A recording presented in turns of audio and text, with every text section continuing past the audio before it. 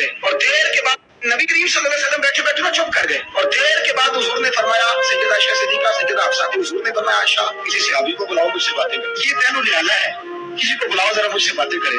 جناب عائشہ کہتی ہے میں نے آؤ دیکھا نہ تاؤ دیکھا, بیٹیاں تو بات ہی بات کی کرتی ہیں اور نمبر دوسرا لگ جائے تو پھر بھائیوں کی. حضور نے فرمایا کسی کو بلاؤ ذرا مجھ سے باتیں کرے. حضرت عائشہ صدیقہ عرض کرنے لگی حضور بلاؤں اپنے ابا جان جناب صدیق اکبر کو بلاؤں.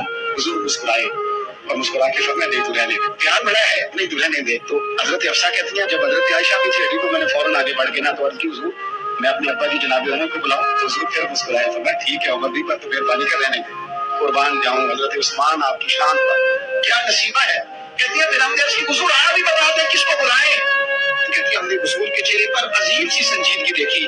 حضور فرمانے لگے کوئی میرے عثمان کو بلاؤ, کوئی میرے عثمان کو بلاؤ, میں اس سے باتیں کرنا چاہتا ہوں. کہتی ہے پیغام چلا گیا, عثمان آ گئے, پردہ گر گیا, بیویاں اندر چلی گئی. حضور نے پہلو میں بٹھا لیا, میرے نبی نے ماتھا بھی چھوڑا, حضور نے پیار بھی کیا اور فرمایا عثمان اس دن ثابت قدم رہنا جس دن لوگ تمہیں شہید کریں گے. عثمان اس دن ثابت قدم رہنا جس دن فتنے اٹھیں گے. اس دن ثابت قدم رہنا جب لوگ تیری قمیض اتارنا چاہیں گے جو اللہ نے تجھے پہنائی ہوگی. فرمایا اس دن ثابت قدم رہنا.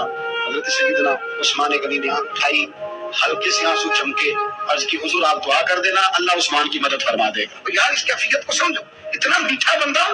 عثمان غنی بالکل نرم مزاج آدمی تھے, ٹھنڈی طبیعت کے تھے. لیکن حضرت عائشہ کہتی ہیں حضور لیٹے ہوئے تھے تو ذرا پنڈلی سے نا کام مبارک کٹی ہوئی تھی, بخاری مسلم ہے. حضرت ابو بکر آئے, حضور لیٹے رہے, بات چیت ہوتی رہی. جناب عمر آئے, لیٹے رہے, بات ہوتی رہی.